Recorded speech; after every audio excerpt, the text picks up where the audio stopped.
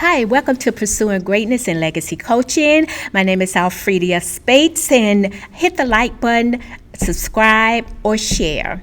Thank you for joining me today. I'm here with my good friend Ryan Rutley, and Ryan is a minister. He has his own businesses. In fact, he has multiple businesses. And so today he's going to share with us how he got started in creating his businesses or starting his businesses. So Ryan, we talked about earlier how you worked for EDS, and I don't know how many of us remember EDS. Correct. But you worked for EDS, and just kind of tell us a little bit about what you did at EDS, and then how did it come about you leaving EDS and then starting your own businesses? Right.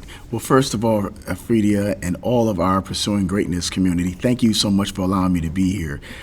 So I worked for EDS, and I was fresh out of college, just graduated with a degree in accounting, and I was on the GM leveraging team. So I was responsible for a lot of the auditing that took place between GM, who was one of our main clients, and EDS, who we were able to know the IRS compliance activities. And so what we did was we would go to audit our billing system to EDS, and so, from EDS to GM. And so I was able to audit, and I discovered the first time that they owed the company $14 million. Wow. And when I saw it, I went to my boss. I said, hey, are you seeing what I'm seeing? So I brought it to her attention, and she noticed it, and she said, this is true. Wow. Another month went by, and then the second time I noticed that they owed the company $18 million. Wow, Ryan. And so I'm auditing, and I'm like, am I seeing this correctly, right? So I went to my boss and showed it to her again, and they gave me a little $1,000 raise and said, thank you so much. Sent me to another department that will hire a department for the auditing. And then we started training people from India. So long story short, we couldn't understand the languages, but they flew us there, fed us well. They brought us back to the United States of America, and then they shook our hand and said, hey, thank you so much for all that you guys have done. We don't no longer need your services. And so they offshored our jobs, and they began to pay 3 Indians per 1 United States representative. Wow. And so it was what they called at that time cheap labor. Yeah. And so that's what prompted me to really, I took my severance pay. I had 2 daughters at that time and a family, and I just applied my faith. And I started my company, Psalms Group. During that same time. And so here we are today, years later, and just been in business now for 19 years and excited to keep it going. So Ryan, when you decided, once they let you go, and you decided you were going to start Psalms Group, right? Yes. You had 2 children, you had a wife, That's right? You were married. That's correct. So at that point, was there any fear? Absolutely. So you did experience fear, but what made you continue to just move forward? That's so good. What made me move forward, Elfrida, and all of our Pursuing Greatness community is I still had a word from God to do it. And being afraid was not enough to stop. It is actually enough to keep going. Most of us, when we get afraid, we stop and say, okay, that's it. I'm going to build my tent here. We're going to stop here.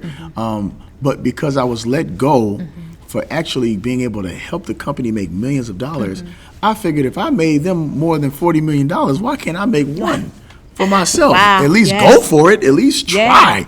But so what made me go after it was knowing that I was purposed to help this company thrive and made them tons of money. And here I am now on a wing and a prayer. And I said, you know what? I'm going to put as much as faith as I put in my job, as much as I enjoyed my job working for corporate America, climbing that ladder, why couldn't I use that same energy to do something kingdom purposeful, Yes, yes. and something that was dear to my heart that God gave me to pursue. Yes. And that wakes me up every day. That allows me the opportunity of excitement to wake up to say, now I'm not going in to punch a clock for Yeah. a company. I can go to my own office. Yeah. I can go when I That's please. I can leave when I please, and create my own schedule. Yeah. That kept me going. So the fear was knowing the word of God, that God has not given us the spirit of fear, which is a spirit. Yes. It's not an emotion, but Yes. it's a spirit. Yes. But he gave us three things to replace it: power, love, and you're not going to be crazy doing it, Yeah. a sound mind. Absolutely, And that absolutely. gave me the excitement to do it. Yeah. And I encourage all of your listeners and followers that are subscribed to this channel and that watch this channel and even watch this interview, that God didn't give us fear. That's right. And if God created the idea, Yes. then he should also give you the courage, not the fear, but the courage to Yes. pursue it Yes. until it's great. Yes. And so speaking of fear, Ryan, Mm-hmm. because people always said just what you said, Yes. right, to me. Yes.